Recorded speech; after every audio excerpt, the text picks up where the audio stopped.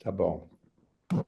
Então, gente, boa tarde, bom dia para todos. Tivemos essa aventurinha técnica aqui para conseguir passar o slide, mas agora está tudo funcionando, né?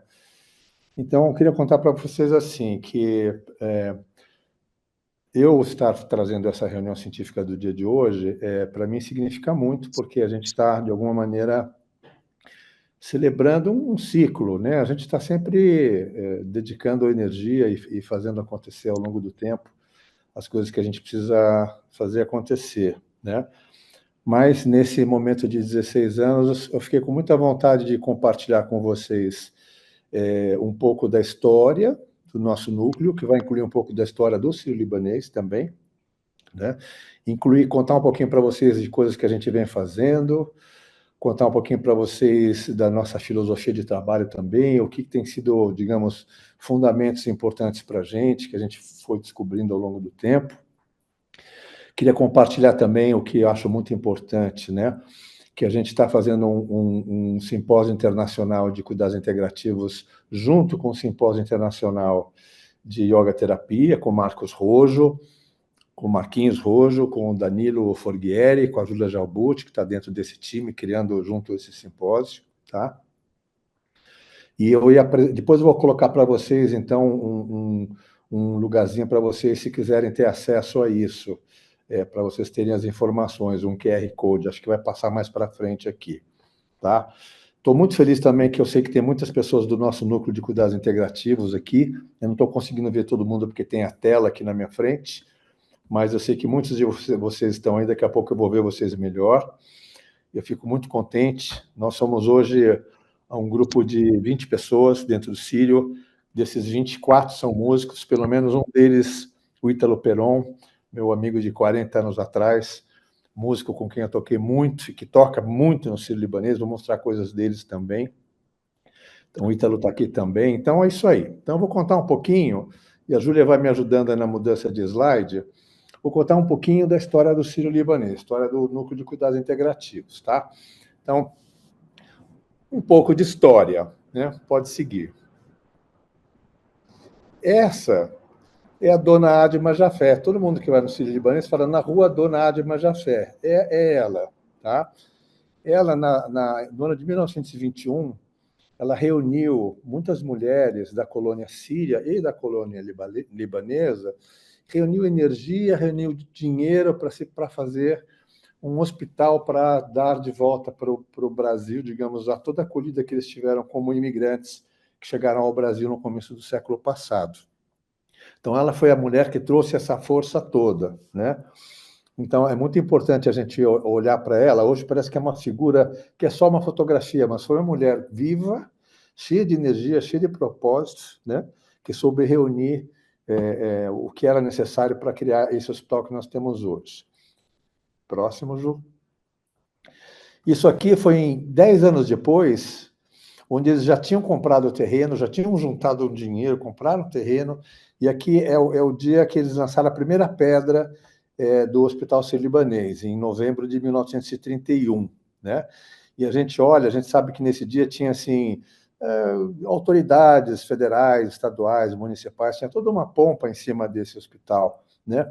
Mas o que é muito importante que aconteceu também nesse dia, que eu fiquei depois sabendo, que é o meu próximo slide, que também nesse momento todo importante, houve um acontecimento muito interessante, né? Esse poeta, o Shafir Maluf, ele declamou um poema. Enquanto isso, um homem chamado Gabriel Jafé, certamente dessa colônia também, passou em cima dessa cerimônia com um pequeno avião lançando flores sobre todos.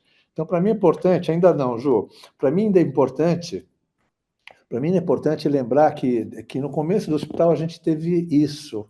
A gente teve a poesia e a gente teve as flores, né? Para mim isso é um símbolo muito importante no meio desse hospital, que é um hospital de medicina, de excelência, de ciência, mas que também está aí na sua origem permeado por um pouco de poesia, um pouco de natureza também. Próximo. Então, a partir desse momento foi construído esse prédio, né? Não sei se vocês conseguem ver, lá embaixo é a Avenida 9 de Julho, né? Aqui a gente está vendo o primeiro prédio, o prédio A, Lá embaixo é a Avenida 9 de Julho, ao lado direito do prédio é a Rua Barata Ribeiro, lá em cima Peixoto Gomide, né? No momento que só tinham casas aqui, né? Isso é a construção entre 1931 e 1941. Próxima. Uma outra fotografia, então, agora de frente, como se a gente estivesse olhando da Rua de Majafé. E a Rua de Majafé, lá no começo, ela se chamava Rua da Fonte, porque lá na descidinha que dá na 9 de Julho, lá embaixo tinha uma fonte, e que era muito importante para as pessoas naquela época, né? Que depois que a construção da cidade ela foi desaparecendo, né? Então, a Rua de Majafé, na verdade, era a Rua da Fonte. Deixa eu desligar meu som aqui do site. Próximo slide, Ju, por favor. Então, mais uma foto da construção. E aqui o prédio já está praticamente pronto. E agora a gente vai ver nessa próxima foto que o prédio ficou pronto em 1941, mas ele foi tomado pelo governo estadual para virar uma escola de cadetes. Então, todo aquele sonho de 20 anos, de 1921 a 1941, toda aquela energia despendida, acabou se tornando uma escola de cadetes. Né? Quem conhece o hospital está vendo que esse é aquele prédio primeiro, né? Então, o hospital ele acabou sendo, esse prédio acabou sendo, até o fim da década de 50, uma escola de cadetes. Um dia eles devolveram o prédio para a Sociedade Beneficente de Senhoras, criada pela dona Adma Jafé. Então, em 1961, já no próximo slide, a gente vai ver a filha da dona Adma Jafé, que é a dona Violeta Jafé, que foi uma mulher extremamente importante para a história do nosso hospital, né? Foi ela que, digamos, continuou o trabalho da dona Adma, né? E ela que no final da década de 50, comecinho de 60, ela começou a reunir o que era necessário para reformar o prédio, fazer toda a parte de engenharia, e aí tinha uma questão que tinha que fazer a parte médica de hospital também, né? Então eles chamaram, no comecinho da década de 60, um homem chamado Dair Kutait, próximo slide, né? Que acontece que era o meu pai, na verdade, né? E eu me lembro de ter 4 anos de idade, a conversa na mesa da minha casa era só sobre o Hospital Sírio-Libanês. Em 61 o hospital já funcionava, a gente teve a primeira cirurgia, uma gastrectomia, onde hoje é o cabeleireiro lá no hospital, né? Com o Eugênio Ferreira, com o Dário Birulini, a anestesista era a Ivone Facuri, meu pai fazendo a cirurgia. E em 15 de agosto de 1965, o hospital foi oficialmente lançado. Né? Para mim é curioso, porque essa data de 15 de agosto é também o Dia Mundial do Reiki. Né? Eu só me dei conta agora que eu estava fazendo essa apresentação. Né? Então, pode passar o próximo. Então, aqui a gente vê essa dupla, o Dair e a Violeta, que foram uma dupla que trabalharam juntos por 40 anos, arduamente, com muito entusiasmo, né, para criar, do nada, um hospital. O hospital começou a crescer muito, né? O hospital teve sempre a tendência de ser muito pioneiro. Então, por exemplo, a primeira UTI do Brasil foi feita lá, né? O meu pai acabou trazendo da USP os médicos do HC, então teve um corpo clínico importante e muito saber começa a ser disseminado dentro do hospital. Próximo slide. E essa é a lista dos médicos daquela época. Né? Só para vocês fazerem uma ideia, hoje a gente tem um corpo clínico com mais de 5.000 médicos no Hospital Sírio-Libanês. Né? Então, eu tirei uma foto desse livro, que é o Hospital Sírio-Libanês 80 anos, para mostrar um pouquinho para vocês da história. Né? Próximo. Isso aqui é uma cerimônia, né? Vamos lembrar que tudo isso aconteceu no tempo da ditadura, né?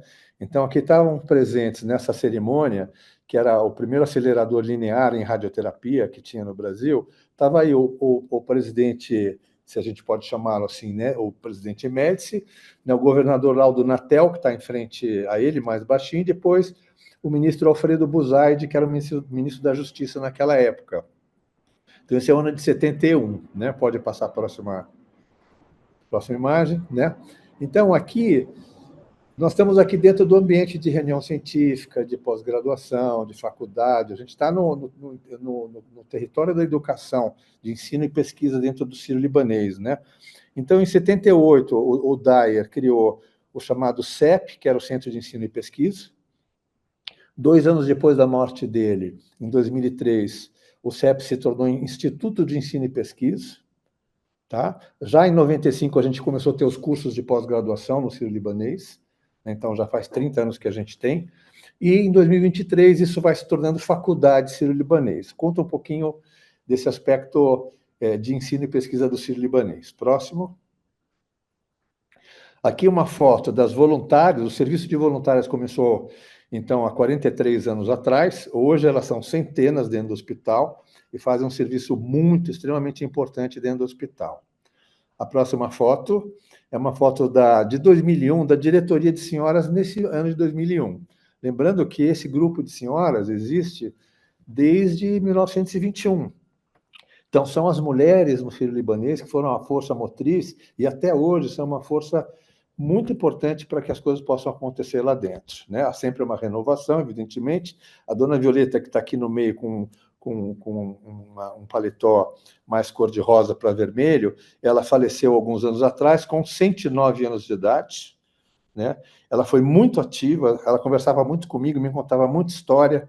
Até os 107 anos dela, ela aparecia no Sírio-Libanês andando, com a sua bengala, sempre muito bem vestida, bem arrumada, e com um certo grau de lucidez, contava histórias maravilhosas que eu tratei de aproveitar muito, né?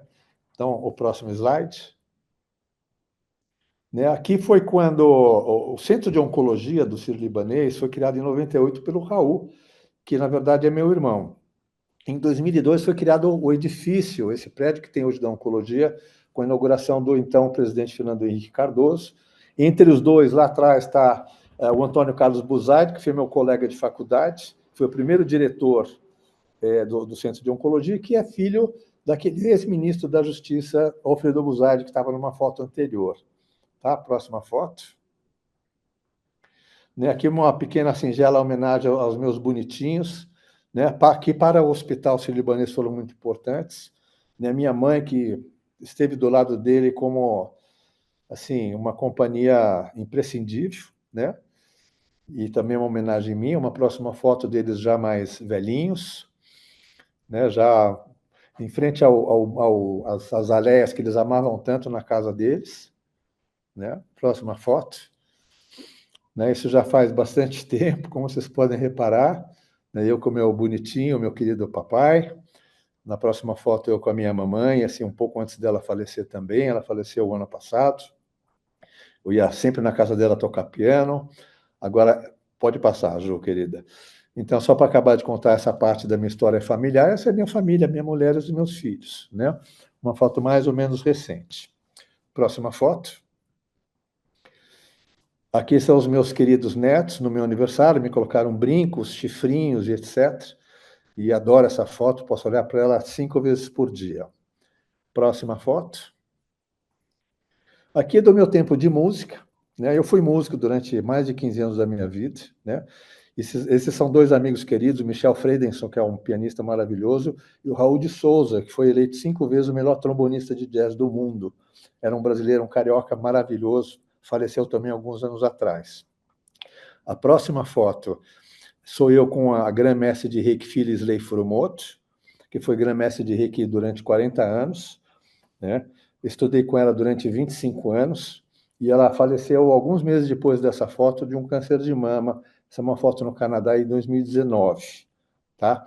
Na próxima foto eu vou mostrar para vocês o nosso grupo que foi criado pela Phyllis Furumoto, que era a Reiki Foundation International.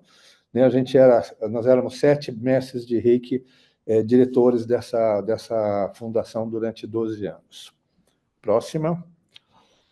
E agora eu vou começar a chegar um pouquinho, tinha que contar um pouquinho da história do hospital, que cruza um pouquinho com a história da minha família, né, cruza um pouquinho com a minha história também. Então, essa foi uma introdução para dar um pouco de contexto também. Né? Então, eu queria contar para vocês assim, que quando eu vim para cá, em 2008, isso veio de uma conversa da Vivi Faranacis com o Paulo Chap, que era o nosso diretor-geral na época. Né? Dessa conversa, houve esse convite. Então, graças a Vivi, houve esse convite do Paulo para eu entrar dentro do hospital. Ainda perguntei para ele se ele estava entendendo o tamanho do desafio, da encrenca que existia ao me convidar para um hospital como esse, para fazer aquilo que eu tenho para oferecer. Né? Então, o Paulo foi certamente o patrono disso tudo, a pessoa que abriu as portas para que a gente começasse do nada. Nós começamos realmente do zero, teve tempos que a gente nem fazia reunião entre nós, porque a gente não tinha quase nenhuma atividade, né? Mas a gente estava fazendo uma coisa muito importante, que era sustentar essa ideia, sustentar o projeto, pessoalmente, espiritualmente, energeticamente, né? O nosso propósito esteve presente, mesmo que as atividades ainda não estivessem acontecendo. Então, houve um momento que a gente pensou, de que forma nós vamos chamar essa atividade nossa, né? Então, a gente sabe que nessa área integrativa existem vários nomes, né? Medicina integrativa, saúde integrativa, práticas integrativas e complementares, medicina integrativa e complementar, medicina alternativa e complementar, são muitos os nomes, né? E eu acabei escolhendo o nome cuidados integrativos, porque, para mim, a palavra cuidados ela é muito importante, né? Vou passar o próximo slide para mostrar que, quando a gente trabalha dentro de um hospital, na nossa área, a gente está, de fato, no território do cuidado, não necessariamente, não primariamente, no território do tratamento de doença. A nossa área de trabalho é a área de cuidar, e não de tratar a doença especificamente, né? Então, tem um binômio que eu trouxe para cá no começo da nossa aventura aqui no Sírio, que é esse: tratar a doença, mais cuidar da pessoa na sua integralidade. Então, associar o tratamento e o cuidado. A gente não pode prescindir de nenhum dos dois, né? Então, a nossa contribuição maior, primária, dentro do hospital, é no cuidado com pacientes, com familiares, com profissionais, colaboradores, visitantes, voluntários e etc. Né? Então, cuidado é a nossa palavra muito chave aqui. Próximo. Então, uma foto um pouquinho do nosso grupo aqui, né? Eu não vou agora passar todos os nomes pela minha cabeça. Tem aqui Cacron, a Júlia Jalbuti, que está com a gente, a Vivi Faranacife, Rodrigo Jacobian, Gustavo Giovanetti, o Paulo Blois, Danilo Forghieri, Rosalie Andrade, o Edson Maciel, Érica Ramos, será que eu já falei todo mundo aqui? Tem aqui também o Fábio Peron e o Ítalo Peron, que são músicos que trabalham, tem a Adriana Holtz, que é violoncelista, que trabalha comigo, Luiz Amato, também músico, que trabalha junto, né? Quem mais que eu esqueci? O Fabrício Miguel, o Sérgio Costa, né? Espero ter falado de todo mundo aqui, né? Somos um grupo de 20 pessoas trabalhando juntos, basicamente nessas áreas que vocês estão vendo, e algumas outras que vão aparecendo também. Pode mudar? Eu tenho que fazer minha homenagem aqui, porque a Vivi realmente é uma figura que está desde o começo, ela que plantou essa semente, e ela está comigo o tempo inteiro, e eu não vou falar muito dela para não chorar aqui com vocês, mas eu quero, assim, com essa foto, agradecer tudo que ela vem fazendo pelo nosso núcleo aqui. Próxima. Então, agora eu vou falar um pouquinho de um pouco da filosofia do nosso trabalho, né? Todo trabalho tem uma filosofia, a gente tem que ter alguns fundamentos, né?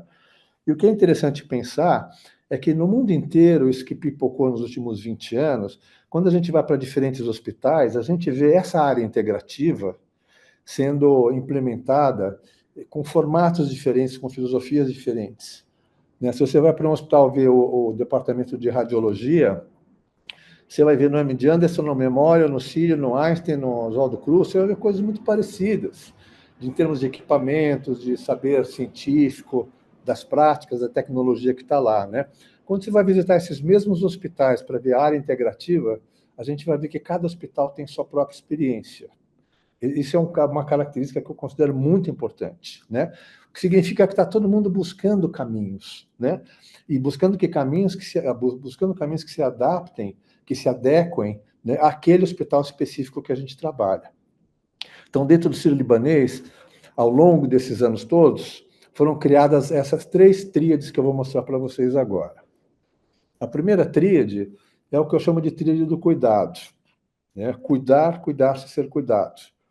E eu sempre tenho que repetir isso, que nos primeiros anos em que eu falava essa tríade no hospital, muita gente brincava comigo e me dizia: lá vem o Plínio com batatinha quando nasce dele. Tomava isso como se fosse uma pequena poesia, quase infantil, né? Os anos se passaram e hoje essa tríade é uma tríade muito importante no hospital. Alguns anos atrás, todos os programas de humanização criados no Sírio-Libanês acabaram sendo organizados com os programas do cuidar, os programas do cuidar-se e os programas do ser cuidado, né? E a gente vai aprofundando o entendimento sobre essa tríade.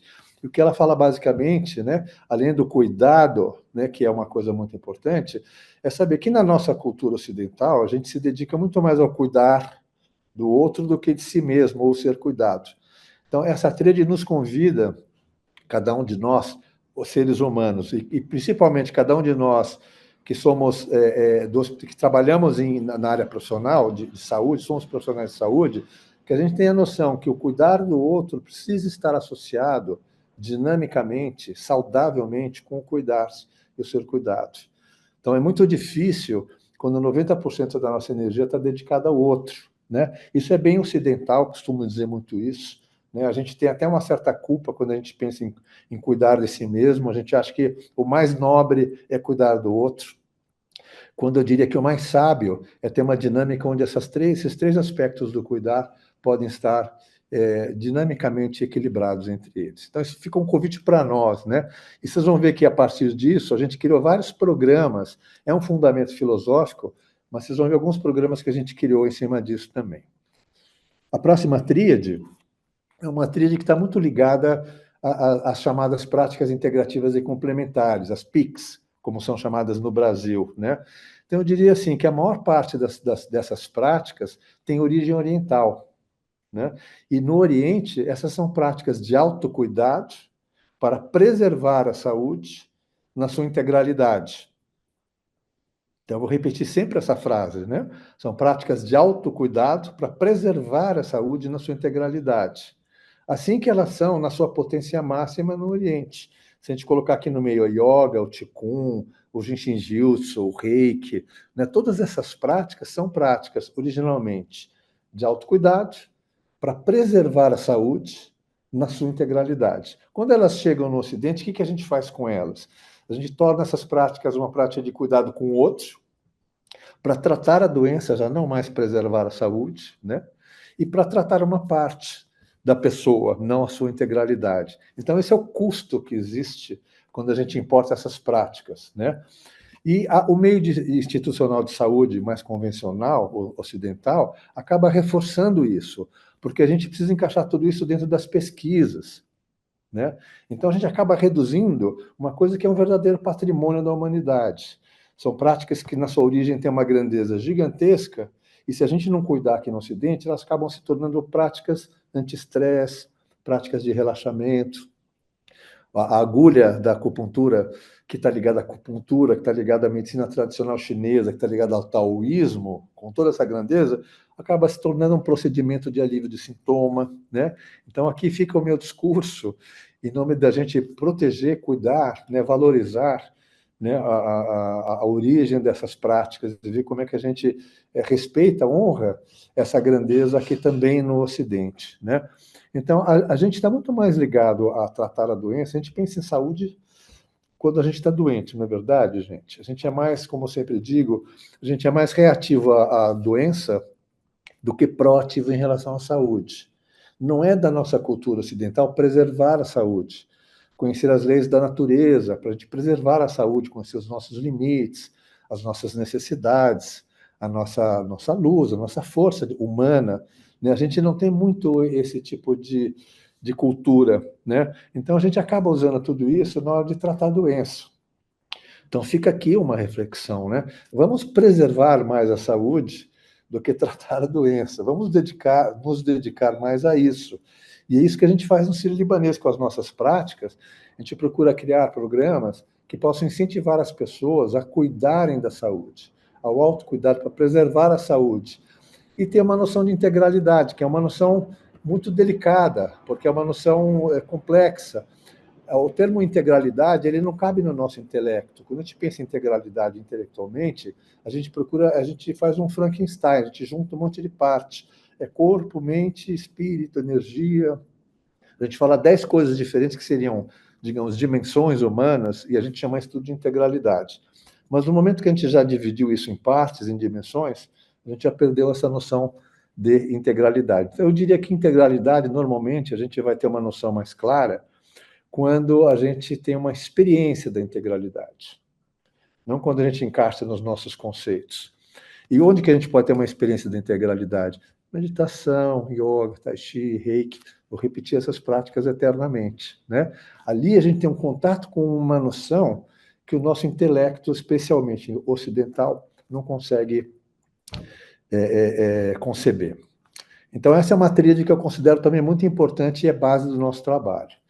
A próxima tríade, que completa a tríade das tríades do nosso trabalho, ela também veio ao longo do tempo, né?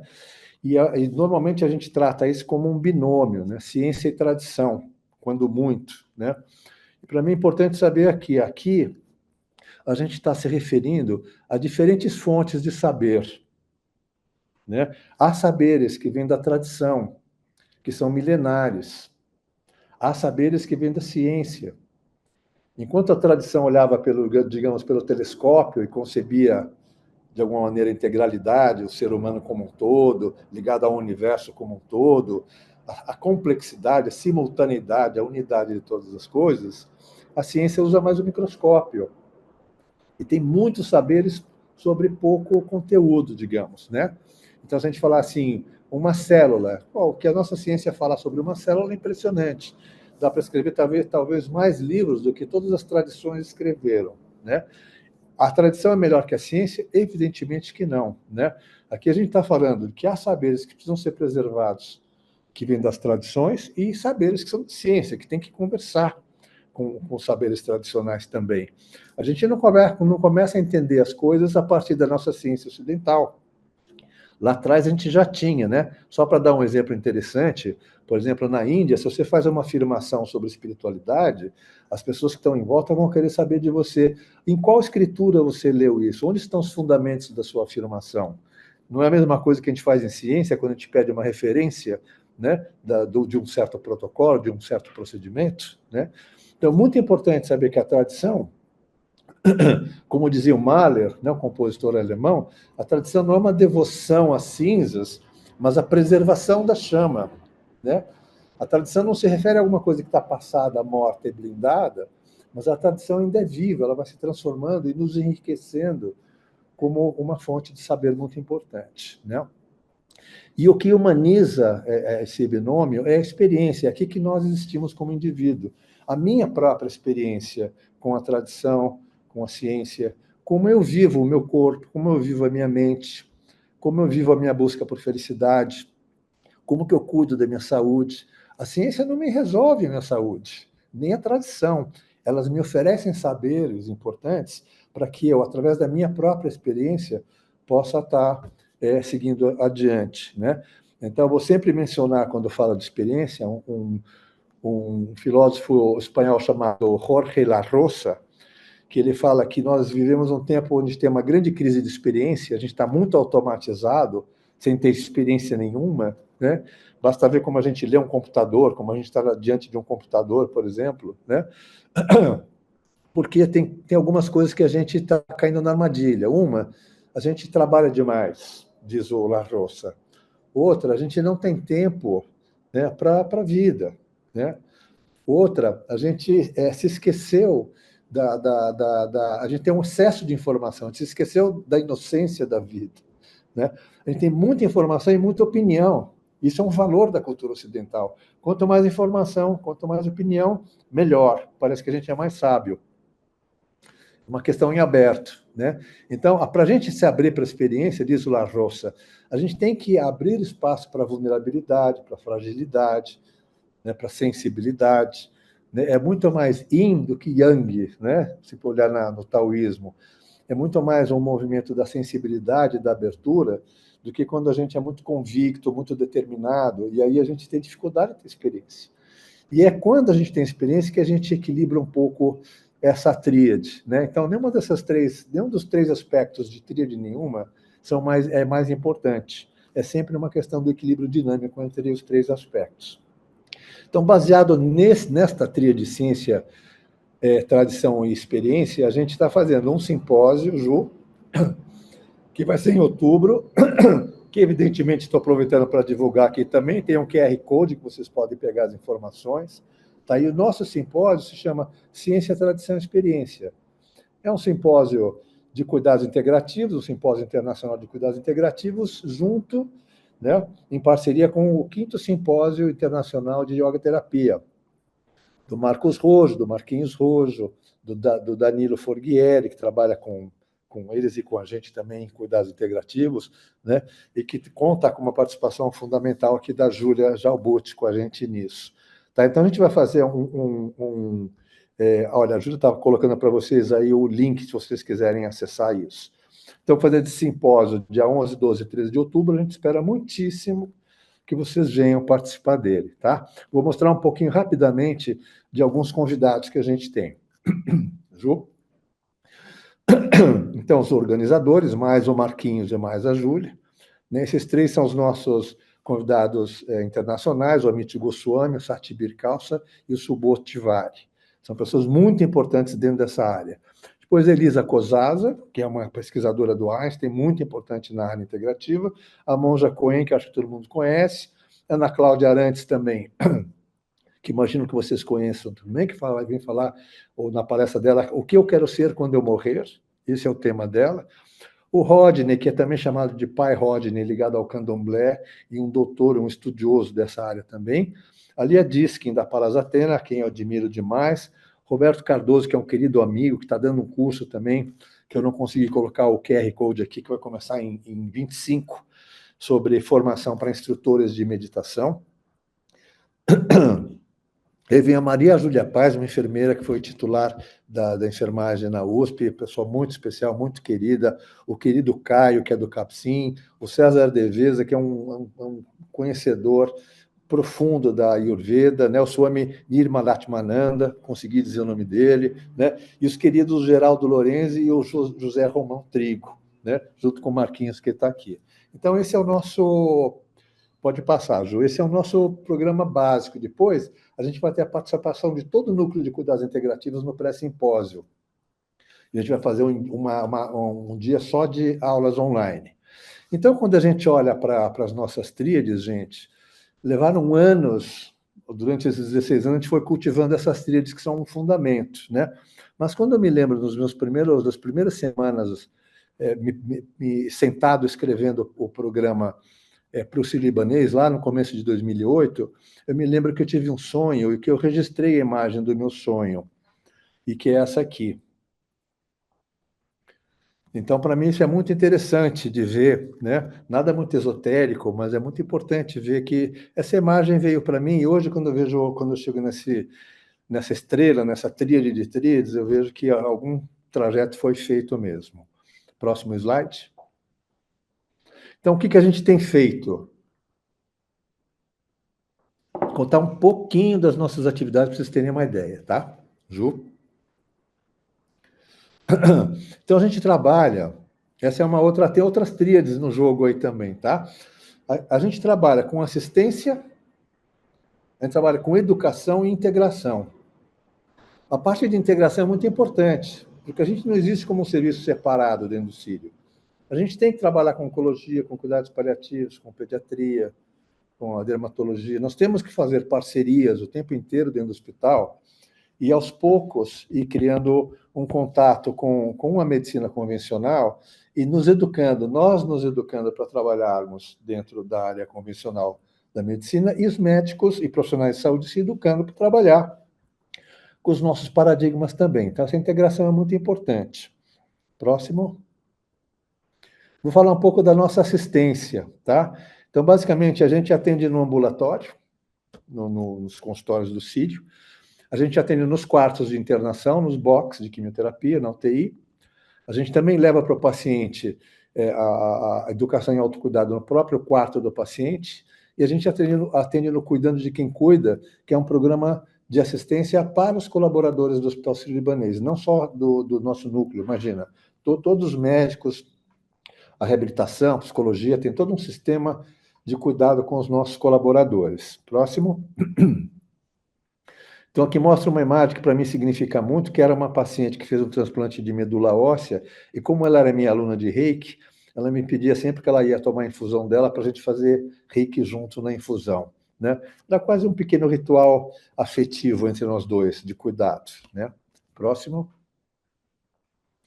Aqui a gente mostra números, gente, de 2023, tá? porque em 2024 nós não terminamos, a gente não tem esses números todos, né? Mas eu posso dizer que a gente já chegou agora em setembro aos números que a gente praticava em 23. Então, a gente atende, assim, nessa avaliação, nossos atendimentos com cuidados paliativos, na área integrativa de um modo geral, no grupo de dor, na oncologia e os atendimentos pro bono que a gente faz, né? Então, pode passar o próximo, Ju. E a gente também atendendo com os colaboradores, a gente tem esse gráfico aqui que mostra o que é a prevalência das queixas dos colaboradores e quantos que a gente atendeu em 2023. A gente já está muito além disso também em 2024. Próxima. Então, a assistência do ano de 2023, ela teve 2.658 atendimentos. A gente já está nisso agora no mês de setembro. Em 2024, a gente cresceu muito, e eu tenho que dizer que temos que agradecer ao Hospital Sírio-Libanês, que banca nosso orçamento para que a gente possa ter subsídio para poder crescer esse atendimento. Especialmente na oncologia, nosso atendimento está crescendo de forma muito intensa. Próximo. Em termos de educação, sou um pouco da assistência, tá? Um pouco da educação. Então, a gente ainda está no IEP, o IEP está se transformando na Faculdade Sírio-Libanês, e a gente tem reuniões científicas desde 2008, todo mês. A gente tem um curso de pós-graduação, nossa próxima turma começa no começo do ano, né? A gente tem um curso de Fundamentos em Cuidados Integrativos, que é um curso aberto para leigos, de 9 aulas online durante 9 semanas, que vai começar agora em outubro. Depois vou tentar colocar, viu, Anderson, aquele PowerPoint com essas informações para as pessoas. E a gente fez uma edição do curso de sono saudável, junto com o Maurício Banhato, da Medicina do Sono, e o Marcos Zanetti. A gente pretende fazer mais. Próximo. Então, um pouco de foto das nossas reuniões científicas, né? Tem uma característica importante que eu sempre tenho que dizer, que a nossa reunião científica não é para bolha de profissionais. Ela é uma reunião científica que trata o saber da saúde como um bem público. Então, a gente sempre abre para as pessoas, né? A gente tinha, antes da pandemia, em torno de 3.000 pessoas por ano que vinham assistir às nossas palestras, né? Agora, com o advento do Zoom, a gente tem algumas pessoas que assistem e outras que vão assistir a gravação depois, a gente não tem mais controle. Mas é voltada para todo mundo, né? Pode passar. Agora, vou mostrar algumas fotos meio rapidamente. Olha, esse é o Satibir, que vem no nosso simpósio. Ele é um pesquisador de Harvard, de yoga, é a referência mundial de pesquisa em yoga. Próximo. Esse é o Paramahansa Saprajnananda, que já teve 2 vezes com a gente no Sírio. Ele é um dos sucessores do Yogananda, uma pessoa que fala de amor. Aí a foto mostra o amor que ele tem. É só olhar no rosto, na atitude corporal dele. Eu não resisti, tive que pôr essa foto para vocês verem. Próxima. Esse é o Wellington Nogueira, que criou os Doutores da Alegria, que também, em muitas situações, está com a gente. Próxima.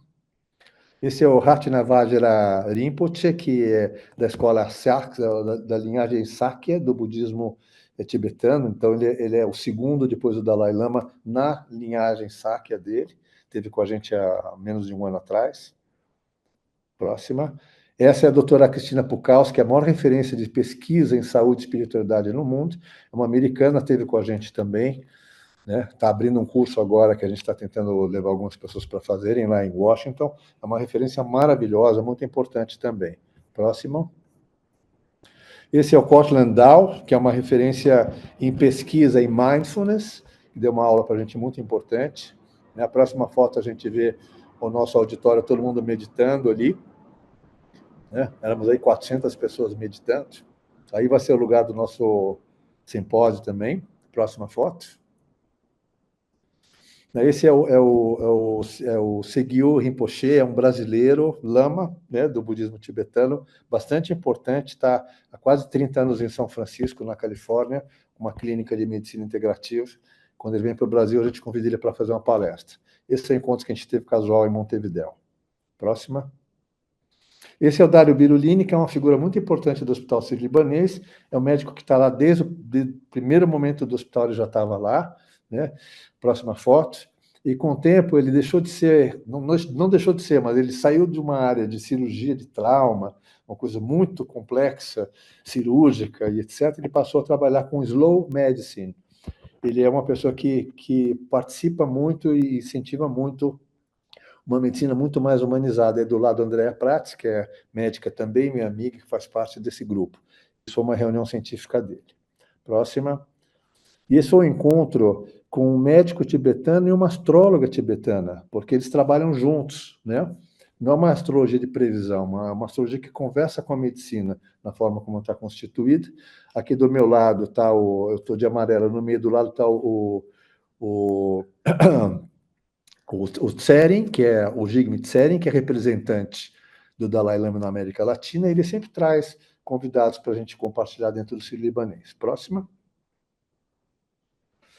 Essa foto para mim é muito significativa, não só porque está aí o Mingyur Rinpoche, que eu gosto muito dele, tá? Mas essa foto significa muito. Esse é o nosso diretor-geral, Dr. Fernando Ganem, tá?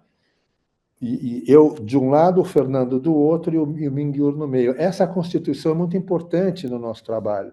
A gente conseguir levar para dentro do hospital, a instituição está vivendo junto com a gente, construindo junto com a gente as nossas atividades. Próxima. Então, alguns nomes de algumas reuniões científicas que a gente teve ao longo do ano. Vocês darem uma olhadinha rapidinho. Isso. Está aí o Lama Michel. Está aí a Maria Júlia Paz, o Roberto Miguel, que é uma maravilha, o Daniel Forte, o Stephen Lira, a Érica Ramos, Rodrigo Jacobian. Pode passar. Tá bom. Agora, ainda no campo da educação, vou mostrar um pouquinho da nossa pós-graduação. Essa nossa última turma é uma foto que a gente fez no nosso módulo de saúde e natureza. A gente convidou o Paulo Saldiva, se a Júlia puder botar a setinha nele. Paulo Saldiva é uma pessoa muito conhecida, a gente chamava ele de Pepino na faculdade. Né? Ele está há 50... Opa, volta um pouquinho. Ele está há 50 anos falando de vamos andar de bicicleta, vamos respirar, vamos cuidar do meio ambiente. Ele é um ativista muito importante, ele é titular da patologia da USP. E do lado dele está José Mauro, que é um titular da Poli e que dirige um Instituto de Saúde Ambiental Mundial, uma pessoa muito interessante também. Não é bom assistir aula com ele, porque ele deixa a gente bem, com a cabeça bem preocupada em relação à natureza. Próximo slide. Esse é o Fernando Binhardi, um querido amigo, que fala coisas muito importantes sobre saúde e natureza. A gente sempre faz um módulo junto com ele, e aqui é um dia que a gente foi com ele lá no Jardim Botânico. Tivemos uma aula lá em vivo, que foi extremamente interessante.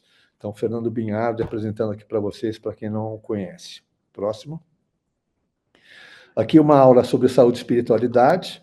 A gente tem aqui o Sheikh Mohammed Al-Bukai, né, que é o líder da Igreja Muçulmana no Brasil, e a gente tem o Adrian Gottfried, que é um rabino também muito importante de uma sinagoga chamada Shalom. Então, nesse dia, nós falamos de espiritualidade da forma mais aberta possível. Próximo slide. Isso aqui é uma aula de arte e terapia com a Ode Kater, onde ela vem falar do simbolismo das mãos. A gente fez um trabalho com gesso, foi de moldagem, foi uma experiência maravilhosa aí na sala de silêncio. Próximo. Isso aqui, então, são os nossos retiros na pós-graduação. Esse é o nosso grupinho de pós-graduação, a Júlia Jalbucci, que está aqui com vocês, o Danilo Forghieri, né? E ali já à sua direita a foto dos nossos retiros. A gente tem 2 retiros dentro do nosso curso de pós-graduação, que são em São Francisco Xavier, nesse paraíso. Aqui foto do primeiro grupo, isso foi num outro lugar, antes de ir para São Francisco, a prática de yoga no retiro. Isso é uma prática que a Júlia trouxe de Snehana, que é de oleação da Ayurveda. A gente contratou um músico para tocar música ao vivo lá, enquanto isso. Sou eu, estou brincando. Isso é um dos nossos encontros na sala, né? Do Edmundo Barbosa, que é o dono desse lugar. Aqui a gente vai para a cozinha, faz pão, né? Pão indiano, é uma prática para a gente, né? Mostrando o lugar maravilhoso que a gente vai. Pode seguir. Né? Uma sala de aula, quando o tempo permite, ao ar livre também. uma caminhada silenciosa na mata, que é parte dos nossos retiros, com certeza absoluta, uma mata original, maravilhosa, uma aula de arte-terapia no retiro, pode passar. Esse nosso último grupo, numa foto na frente da nossa cachoeira lá, que é um lugar maravilhoso. Aí a próxima foto é do grupo anterior, também no retiro. E a próxima foto é do grupo anterior ainda, quando a gente estava saindo para o retiro. Né? Então, eu vou falar rapidamente sobre os nossos programas para colaboradores e profissionais. Tá? Então, a gente tem... Pode andar um pouquinho, Júlia. Pode seguir o próximo slide. Não.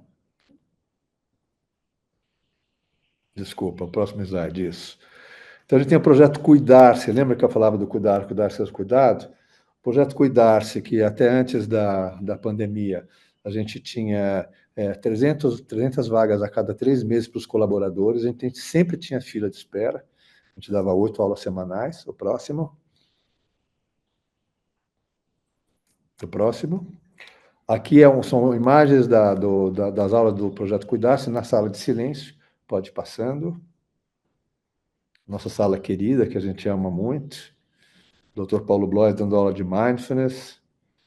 Vivi Farah Nassif agora dando aula de relaxamento. Próxima foto, Érica Ramos dando aula de Jinshin Jutsu. Próxima, acho que é o Edson Maciel dando aula de yoga e meditação. Tudo para os colaboradores, tá, gente? Pode continuar. Aí a Ângela Sossi dando aula de Tai Chi Chuan.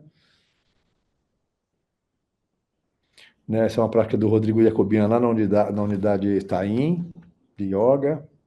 Próxima. A voz do colaborador, vou deixar um minuto, passa a próxima foto. Não vai dar para ler isso, mas isso para nós é um tesouro, um troféu para nós, quando a gente ouve as pessoas fazendo esse tipo de declaração. Depois, quando vocês assistirem a gravação, vocês param na gravação e dá uma lidinha nesse tesouro que é que as pessoas comentam depois de fazer o projeto Cuidar-se. Próximo. Continuando com isso, né? A importância de me dar tempo e etc. Ao longo da pandemia, a gente fez o projeto Cuidar-se num tipo de um Facebook do Sírio-Libanês que chama Workplace. A gente teve no ano de 2022 117 mil participações dos nossos cursos, a gente dá aulas, a gente grava vídeos com as nossas aulas, de todas as nossas modalidades. E em 2023, em 3 meses, a gente já teve 78 mil, que foi o triplo de participações também. Né? Próxima. Estou contando um pouquinho o que a gente vem fazendo. Praticar em loco é uma prática no local que apareceu no tempo da pandemia, que a gente fazia com 2, 3, num cantinho, pouco tempo, bem distanciado, com máscara, e deu tão certo isso que acabou a pandemia e a gente continuou. Então, pode andar um pouquinho, Júlia? Em algumas fotos. Pode ir. Tudo isso é praticar em loco. Nos locais, a gente vai em mais de 70 locais do hospital, desde UTI até a Copa, até pediatria, né, no call center, a gente vai em todos os lugares, aqui na oncologia. Né? Então, um minutinho aqui agora. Né? Então, em 2023, a gente teve uma média de 1.360 participações por mês do Praticar em Loco. Foi um número que assustou, já assombrou a gente pela quantidade. O próximo. Quer dizer que no ano de 2023 a gente teve mais de 16 mil participações. Né? E nesse ano que a gente está agora, a gente vai estourar 20, 22 mil facilmente, mostrando que a gente está, sem perceber muito como, né, a gente está atendendo uma demanda que é uma demanda dos colaboradores, de fazer uma prática nos seus locais de trabalho. Né? A gente tem avaliações maravilhosas. Pode seguir. Vou mostrar só um pouquinho. Assim, 80% são mulheres, do Praticar em Loco, pode seguir. Né? A faixa etária, 42% tem de 30 a 40 anos, né? E de 40 a 50 tem mais 30%, então essa é a maioria. Estou só compartilhando um pouquinho da pesquisa que a gente costuma fazer. As pessoas gostariam de aumentar para 2 ou 3 vezes a prática delas, 85% gostaria, né? E 95%, próximo, 95% toma essa prática como um benefício, que é um gráfico muito importante. É uma pizza aqui, né? extremamente importante para a gente. Pode seguir? Né, alguns relatos que a gente tabulou um pouquinho, né, de acalma a mente, diminui o estresse, relaxa as tensões. A gente tem que avaliar, tem que fazer esse estudo em cima, né? Próximo. E a gente faz essa prática na sala de silêncio, já não é em loco. É na sala de silêncio, todo dia, de meia, 1h30, aberta a todos. Se vocês quiserem ir, de segunda a sexta, sempre tem de meia a 1h30 na sala de silêncio. Pode seguir? Né? E a gente, nessa prática, a gente tem uma média de 104 participações por mês, próximo. Então, no total de 2003, a gente teve 1.200 participações. Próxima. Já estou terminando. Isso é a Ângela, um pouco vestida de fada, fazendo um trabalho na creche dos colaboradores que o hospital tem, de tai chi com as crianças. As crianças amam, né? Dá para ver pelas fotos. Né? Pode seguir. Né? Esse é um curso do Dr. Paulo Blois, Dr. Gustavo Giovanetti, que trabalha no nosso núcleo também, né? Para os gestores no hospital. Isso claramente no tempo da pandemia. Pode continuar? Já estou terminando, tá? Uma imagem da yoga e meditação para residentes que a gente oferece. É muito importante trabalhar com os jovens. A gente também dá cursos para médicos, são sempre lotados, só para médicos, pode ir. Aqui, Jinshin Jitsu no Outubro Rosa. No próximo é o Tai Chi Chuan no Outubro Rosa. Próximo, projeto de arte e cultura que a gente vai implementando, vou passar rapidamente, né? Esse é um desejo que vem acontecendo aos poucos. Essa mulher se chama Angel Thierryot, que é a mulher que criou o Plant Tree, que é uma certificação muito importante de humanização nos hospitais. Por conta do incentivo dela, a gente começou a fazer, levar arte e espiritualidade para dentro do hospital. Então, esse projeto de arte já está acontecendo, mas não como eu estou descrevendo aqui. Esse é o projeto, com todas essas atividades. Tem atividades de música, de poesia e literatura, pode passar. Com os monitores do hospital, com os projetores de artes visuais, pode ir passando. Né? Projetos de atividades culturais, grupos de estudo, de saúde, espiritualidade, literatura, filosofia, sustentabilidade, etc. Pode passar. Né? A Semana da Meditação é uma atividade do projeto de arte e cultura. A gente fez no ano passado, essa semana, cujo tema era a pausa, pode passar. Continua. A gente trouxe a Lama Tseren para fazer uma palestra para a gente, dentro da Semana de Meditação. Esse é o encontro com ela na sala de silêncio. Algumas atividades da Semana de Meditação aqui, a Kika Kron, trazendo algumas atividades. Nessa aqui é um vídeo, Júlia. Vê se dá mais um clique para eles verem 10 segundos disso. São aula de Tai Chi com o Sérgio Costa. Não está passando, né? Que pena. Ah, que peninha. Vamos passar, então, o próximo slide. Vamos para o próximo, não faz mal. Esses são alunos de medicina japoneses de Tóquio que vieram visitar o hospital, estavam encantados em encontrar aí Ítalo Peron e Fábio Peron, que são músicos excepcionais, que trabalham com a gente aí no sítio, levando música para salas de espera, para quarto do paciente. Esse é o Luiz Amato e a Adriana Holtz, que tocam música erudita também, são 2 duos, na oncologia, na pediatria. Esse é um vídeo também, não sei se dá para passar. Na hemodiálise. Adoraria que vocês pudessem ouvir isso aqui, mas pelo jeito não tem som. Então, não faz mal. Passa o próximo. Uma música de altíssima qualidade. Essa é a mesma sala, agora com mais gente. Essa é uma cena comum para a gente lá. Será que isso faz bem para os pacientes e para os colaboradores que estão lá atrás assistindo? Próxima. Gostaria que vocês ouvissem também. Isso são o Luiz e a Adriana tocando na pediatria. Maravilhoso. Pode ser, pode passar. Isso aqui na UTI, infelizmente não vai dar para ver, mas é maravilhoso que eles vão, o Ítalo e o Fábio vão na UTI, o Luiz e a Adriana também, perguntam para o paciente no box o que eles querem ouvir, eles tocam o que o paciente quiser, do lado de fora, evidentemente, né, com todos os cuidados. E o pessoal que trabalha na UTI fica maravilhado também. Arte e cultura é importante no meio de saúde? Próximo. Aí quando eles tocam de quarteto, só vendo mesmo o que eles fazem, são maravilhosos. Sou muito fã deles, não toca, infelizmente. Aqui um dia deles no quarto de um paciente. Pode passar o próximo. A gente também, agora são os últimos slides mesmo, um conselho espiritual, né, que algumas atividades a gente já vem desenvolvendo. Próximo, né, uma delas é o Falando de Morte, que toda primeira terça do mês tem às 5 da tarde, aberto, sem inscrição, gratuito. A gente fala de morte como um assunto vital, um assunto de vida, não é essa é uma fotografia desse encontro, dessa conversa. É muito bom, com a Maria Júlia Kovacs e a Regina Liberato. Próximo. E aqui me despedindo, então, e deixando uma fotografia dos meus bonitinhos, o próximo, né, que eu não posso deixar de agradecer, e o hospital também, eu diria que esses dois aí contribuíram muito. Para mim é uma honra, um orgulho enorme ser parte disso. Pode fechar. Obrigado.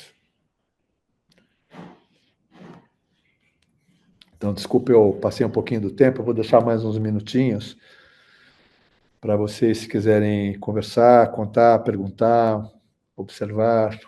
Obrigado, Ju. Obrigado. Estou vendo aqui a Ângela, estou vendo a Vivi, do grupo, estou vendo o Ítalo Peron, não sei mais quem que eu estou vendo aqui também, né? Acho que tem mais gente do nosso grupo aqui também. Então, fiquem à vontade para compartilhar o que quiserem. Parabéns, Plínio. Uma trajetória belíssima. Obrigado, lindão. Momento para inaugurar os próximos 16 anos, não é isso? Vamos ver. Daqui 16 anos eu já vou ter 83 anos de idade. Ah, nós somos eternos, né? Não é isso? Alguma parte de nós é assim. Esse legado já está em andamento. Esse, Parabéns. essa é a nossa intenção. Você está falando uma coisa carinhosa, brincando, mas falando sério, né? Qual é o drama disso tudo? É consolidar a presença desses paradigmas de saúde, dessas ações, consolidar uma visão de saúde integral, né? De autocuidado, de preservação da saúde. O hospital ser um lugar de educação, né? Porque é difícil, a gente costuma dizer que saúde e educação são asas do mesmo voo, né? A gente precisa se educar para lidar. Então, todos os nossos conceitos, as nossas práticas, e eu vou dizer que aí a gente não tem nem 20% do nosso projeto realizado, tem muita coisa que a gente quer realizar ainda, né? Mas tudo isso tem que se consolidar ao longo do tempo, né? E esse é que é o desafio. Obrigado, Raimundo. Plinio, querido, muchas gracias. Gracias por compartir, sobre todo siempre eso, tu generosidad en compartir toda esa trayectoria magnífica. Gracias nuevamente. Graças, meu amor. Minha família uruguaia, para cá presente.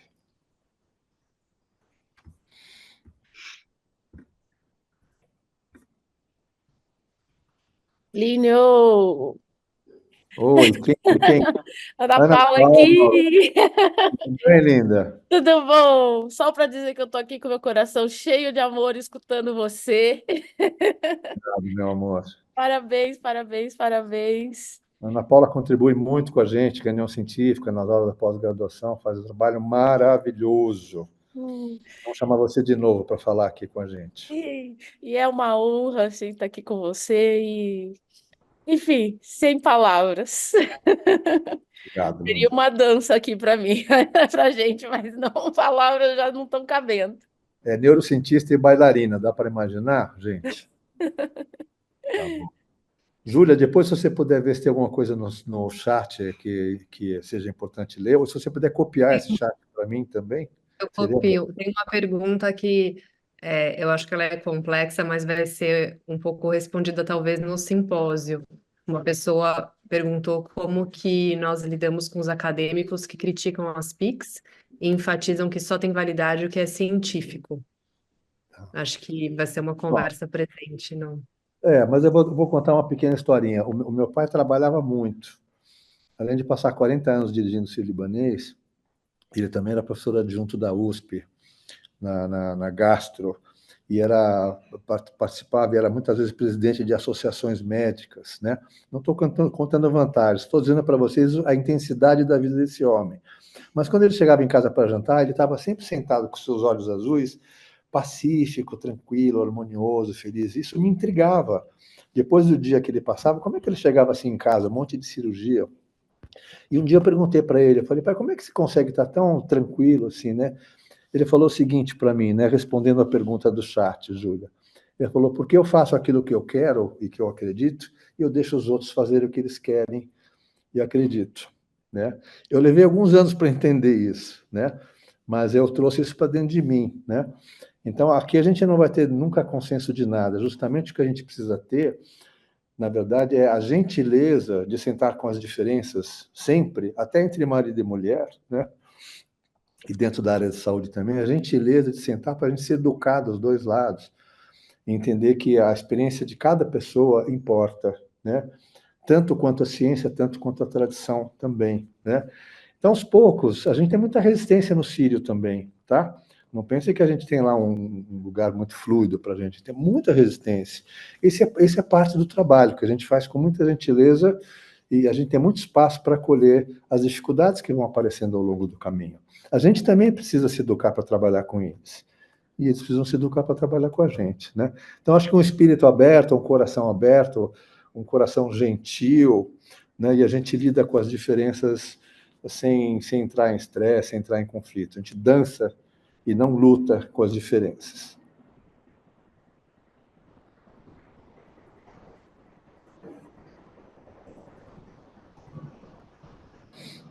Mais alguém?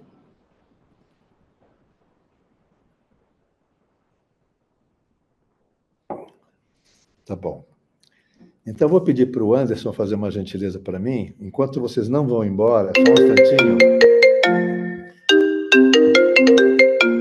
Desculpa, o meu celular ligado aqui.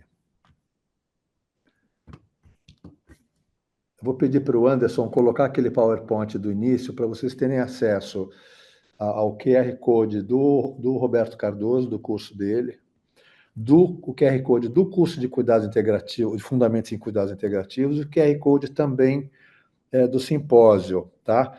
Eu peço licença para fazer um pouco dessa divulgação aqui, para a gente é muito importante. Pode passar o próximo slide, Anderson, por gentileza? E pode passar o próximo também. Esse você para um pouquinho. Então, está aqui o QR Code do simpósio. Se alguém tiver interesse, é só clicar aqui. Tá bom? A gente está muito entusiasmado com o nosso simpósio. A gente espera que vocês venham.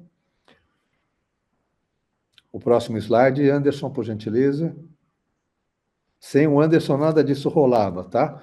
Esse é o curso de Fundamentos em Cuidados Integrativos, que são 9 aulas nas quintas-feiras à noite, online, abertas e são gravadas também para leigos, para quem quiser, para profissionais que queiram ter uma noção melhor dos fundamentos dos cuidados integrativos, tá?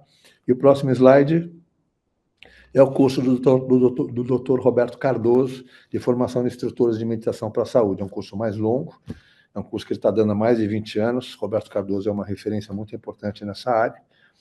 E, então, para profissionais de saúde, se alguém tiver interesse, pega a informação, só começar em 2025. Pode fechar, por favor, Anderson, e sempre obrigado, viu, Anderson? E aqui acho que a gente se despede, então, já que as perguntas já terminaram, a gente deixa um beijo. Espero que vocês tenham tido uma noção boa da nossa aventura. Nossa aventura está longe de terminar, está longe de se consolidar. Por enquanto, foi isso que é por aqui que a gente está chegando. Então, um beijo para todos. Se quiserem abrir o seu áudio, fiquem à vontade. Parabéns, Plínio. Um abraço, querido. Ô, Roberto, que bom que você estava aí, querido. O Roberto Cardoso, do nosso curso. Legal. Legado muito bonito. Un abrazo grande, Plinio. Abrazo, Juancito, La querido. verdad que estos días de tanta experiencia y ahora traes este tema de la integralidad como paradoja, hay que vivir la experiencia pero integrarla, ¿no? Y no es Muchas gracias, tu presentación fue muy hermosa. Una tarefa difícil, ¿no, Juancito? Mañana nos vemos. Um beijo. Un abrazo. Parabéns, um abraço. Obrigado, Raimundo. Você é sempre presente com a gente. Obrigado, viu, Linda? Tudo de bom. Até breve. Deixa trazer seus Parabéns, coleguinhas. Plínio. Obrigado. Abrazo, Plínio. Que bom. Parabéns, Plínio. Abraço. Parabéns, Plínio e equipe. Obrigado. Obrigado para a equipe toda. Equipe maravilhosa. Obrigado, viu, Plínio? Um abraço. Abraço, Plínio. Ouvi-lo é sempre agradável e dá uma sensação de bem-estar. Você transmite essa sensação, essa beleza interior para todos que aqui estão. Obrigado, Luiz. O Luiz é um médico do Sírio, ele já está aí na casa de quantos anos, Luiz, que você está no Sírio? Estou aqui desde 62. É. Então é muito importante ter o Luiz com a gente aqui presente. Parabéns, Plínio. Obrigada por tudo sempre, viu? Obrigado. Parabéns. Beijo, Fê.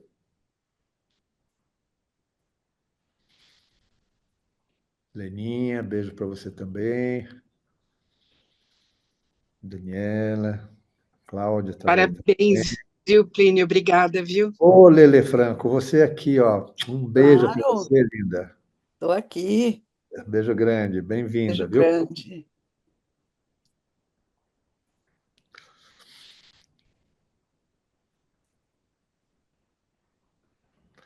Até outubro. Tchau, Até. Plínio. Parabéns, Plínio. Obrigado, Ítalo, querido, do meu coração. Vocês precisam ouvir o Ítalo tocando, vocês precisam ouvir esses músicos do Sírio. Precisam ouvir. São maravilhosos. Sônia, querida, um beijo. Beijo para todos, tá? Cidinha. Tchau, beijo. Até a próxima. Chao, Beijo. chao, chao, Plinio querido. Tchau, meu amor. Nos vemos. Nos vemos. Chao, chao para el equipo también. El equipo magnífico. Um equipo magnífico, na família, Silvita. La familia, sí.